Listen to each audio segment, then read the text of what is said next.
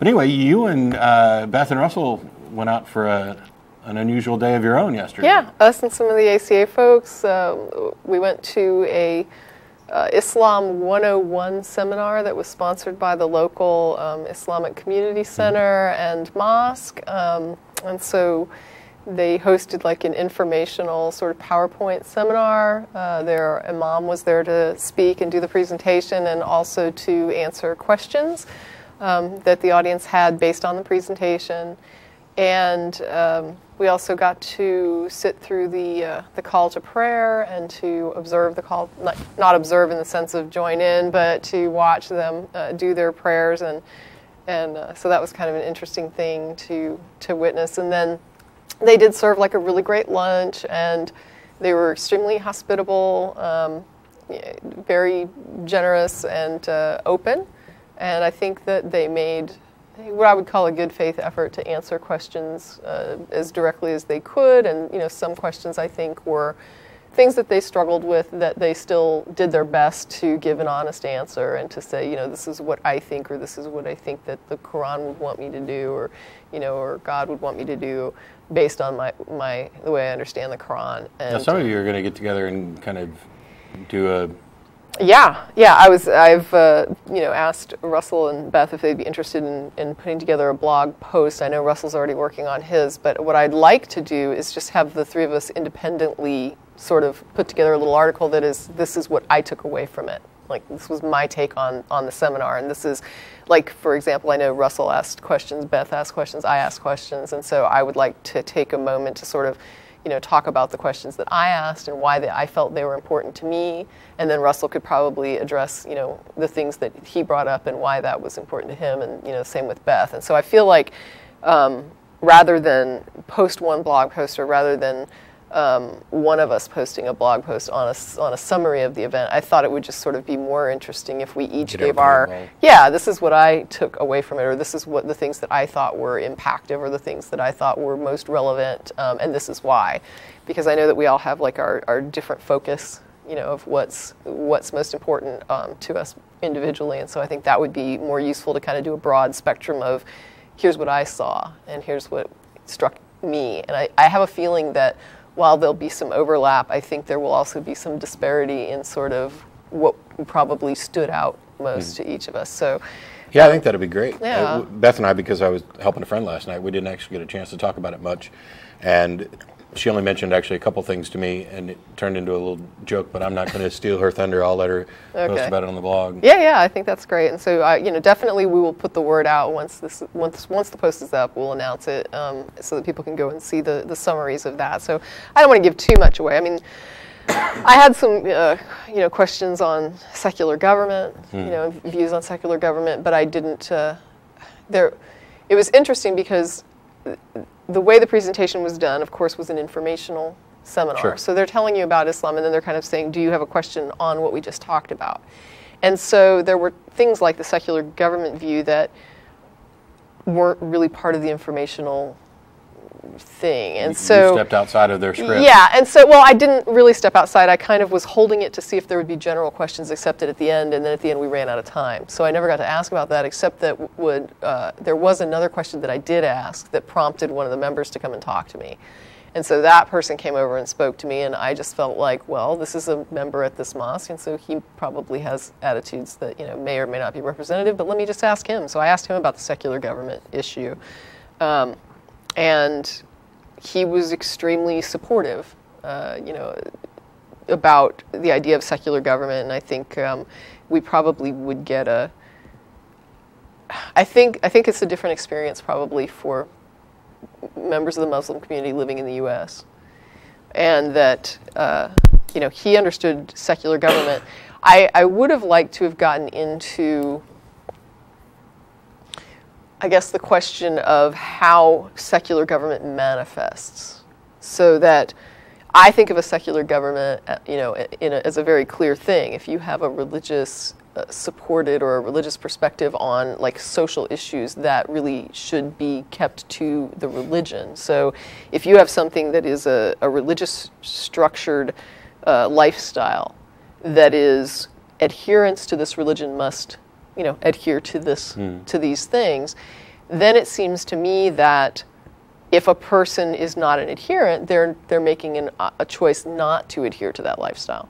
Yeah. And so there's always this weird runoff that happens when obviously you're within that religious community and you're going to buttress and support those lifestyle decisions that your religion promotes and prescribes. And you do that by trying to claim that this is healthier, this is better, this is, makes for a better society. And it doesn't even matter if it really doesn't, right? I mean, you're within the community, and this is not strictly speaking, I want to make sure that people are clear, I'm not talking just here about Islam. This is a broad statement that when you have this, there's always this attitude that this is a better thing. And sometimes the religions that promote that these are better things have a lot of confirmation bias, and they look only at things that they think are evidentiary support for what it is they want to promote, and they then start to blur the line and get confused about where their choice of lifestyles as an adherent ends and where promoting social welfare begins, and they start basically trying to promote their lifestyle choices as adherents onto the greater society, thinking they're doing society this big favor, when in reality what they're doing is being religiously oppressive and trampling the religious freedom of people outside their religious denomination. We saw that, as I mentioned earlier, with the Draw Muhammad thing. Nobody would have wanted to or cared to draw Muhammad until somebody tried to impose their personal religious convictions on a broader audience. Right. And it's the same type of thing, without getting off on a tangent. For example, there's certain types of language that you're going to use in different venues to be considered acceptable, and there's regulations and rules and stuff. And, I understand all that. But, for example, on this show, I can say God and I can say damn. But if I put the two together, that could potentially be a problem, breaking a rule or something.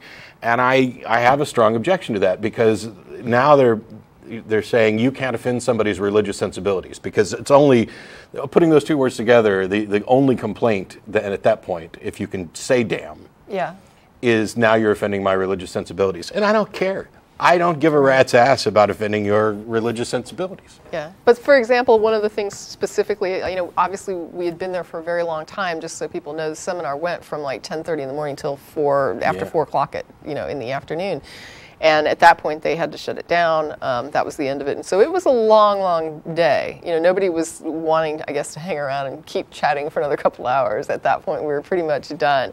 But I would, for example, be interested in knowing, it's like, okay, so you agree that secular government, religiously neutral government is a good idea. You agree that that should be supported and that should be the role of a government.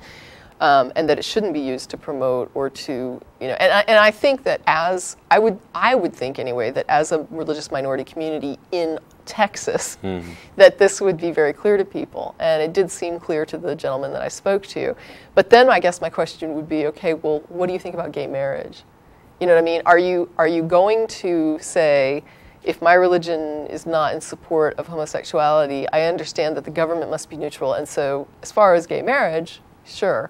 That's, you can't do it if you're in my mosque, but you could do it if you're outside of my mosque and not a Muslim. And so my question is kind of more about not just, do you support secular government, and do you understand the benefit of gaining religious freedom for everyone by having a religiously neutral government, but the question would be, what does that mean to you? Does that mean the same thing to you that it means to me? Or do you understand when you are crossing that line? And I'm glad you brought that up before we take callers. Otherwise, we would have had basically me doing a teaser for all the talks I'm going to do and you doing a teaser for the blog. So I'm glad we got some substance in there. I had kind of a similar series of questions for the people at Church of Christ that I was interacting with. And by the way, 10:30 to 4:30 would have been a pleasure. This was 9:30 to 9:30, pretty much most of the weekend. But yeah, we kept wanting, both of us wanted to focus on the areas that we agree in order to find out where we disagree and have some discussion beyond that. Unfortunately, there's a great many of things that we are going to agree on. And that's great.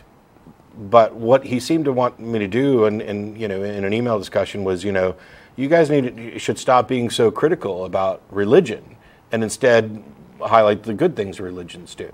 Well, that's easy. I'm not aware that religion in and of itself actually does anything that I would call good. I know religious people do good things, and those same things can be done by non-religious people. I don't know that any true good thing is done by religions as and tied to the truth of the proposition of the religion. It's interesting that you bring that up. Obviously, I've been doing, you know, a lot of stuff on religion and spirituality and healthcare. Mm-hmm. And I saw something recently that reminds me of that. It was like a scrub of some of the research that is like claims to be supportive of religion promoting better health, which I'm reading a book right now that is really interesting. Like I say, it's a scrub of that research that's basically saying it's not there. There is no findings that are indicating this.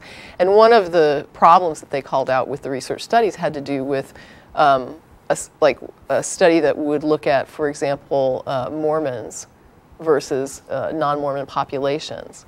And what they were saying was that when you take a randomized population and compare it to a Mormon population, you should expect to get higher rates of disease that are related to smoking and drinking outside of the Mormon community.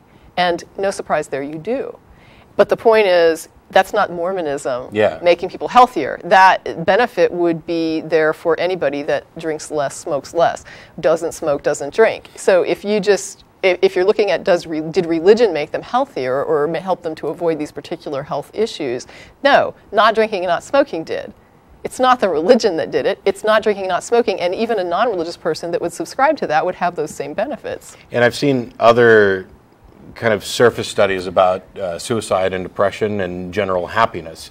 And those are all really problematic because there are some religious groups where you are instructed essentially to portray happiness, even if that's not what you feel. Mormons leap to mind there. There are religions that have prohibitions against suicide, which isn't necessarily tied to the truth of the religion. It's just you've managed to convince people that there's a fate worse than death. And that is, if you kill yourself, you know, you've given up your paradise, etc. But also, the idea of depression is one.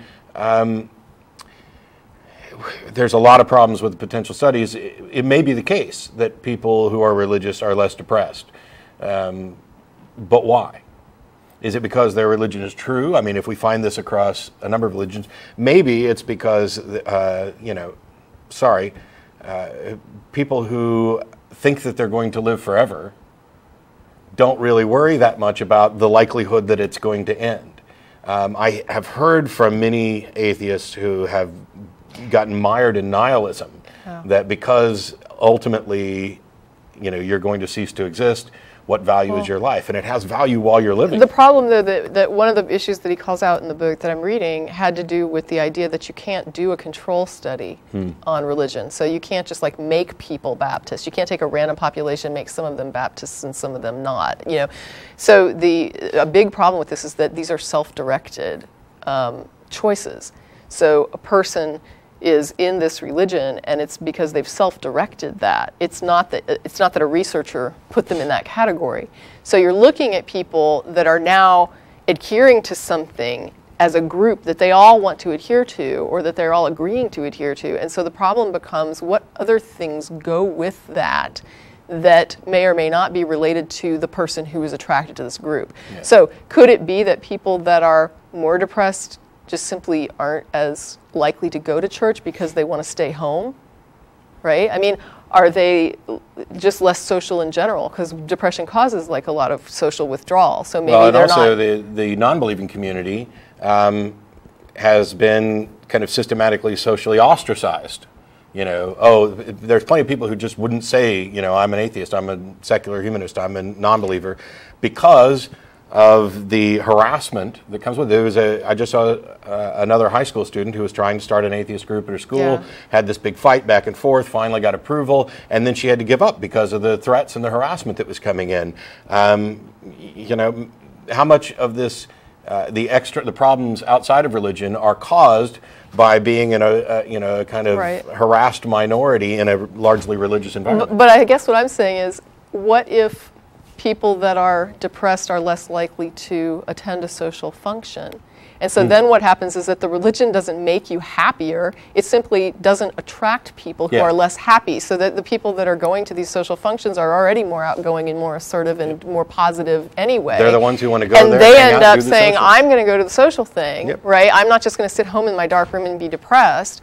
And so maybe it's just simply the case that you have a correlation there between people who are more outgoing and more positive that go to social functions, and religion is a very, very common social function, and so you simply don't attract the people that are depressed and don't want to go out. And they did a similar thing with religious attendance. They had these groups of people who had heart conditions, heart disease, and they studied them, and they found that after I think it was like a year or 5 years or something, I don't know how long they followed it, but people who attended church more, at the end of it had less mortality. And so they were like, wow, look at that, right? You go to church and you have, so you go to church and you're not dying, so this is church is really good for your health. And it's like, no, what they failed to investigate, and which was like a no-brainer and should have been considered, is that if you're too sick to go to church, you're more likely to die, right? So these people weren't attending church because they were too sick to attend church, and they were looking at that like, well, you're not attending church and you did more poorly. And it's like, no, they didn't attend church because they were already doing poorly. And then they died from this. And you're looking at that like if evidence only we could have got them to church. Yeah, they would have been healthy. And no, it is a complete distortion of the data and like such a biased interpretation of the data. But this is what happens when you look at it like, I need to prove that church attendance is better for you, instead of saying, what is actually going on? What is the mechanism here? And that is the one thing, the confirmation bias, I think, is the most painful thing, because they look at this as like a contest to prove what they already believe, instead of saying, what is in this data and what can we derive from this that's like a reasonable conclusion to draw from this data.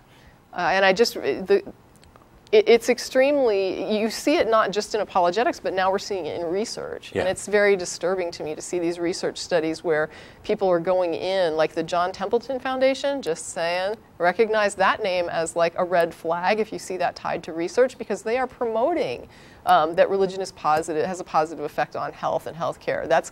They already have this bias toward wanting to prove that, and so they basically buy research that tries to prove this. Although they have also published their failures. The failed prayer study. They were desperate to, let's test intercessory prayer, and of course it works at the rate of chance, which is to say it doesn't work. Yeah. Well, that's good that once they fund it, but let me tell you, they're funding it because they're hoping for a positive result. And if you give them positive results, you're more likely to get more funding, is my guess. They also fund religious curricula and programming at medical communities, just kind of an FYI. That was something I learned that I didn't know about, that you get grants from them if you will have religion at your medical school. Yeah, because we don't already have enough religion in hospitals and everything else. Might as well. But I'm starting to see more and more like what is driving the spirituality and the religion and healthcare push, and why that has really, really grown by leaps and bounds in like the last 2 decades. There is a big promotion for trying to make that a reality, to sort of find the data that will prove that religion makes you healthier, so that they can then, I'm sure, impose this even harder on society, because that's what they do.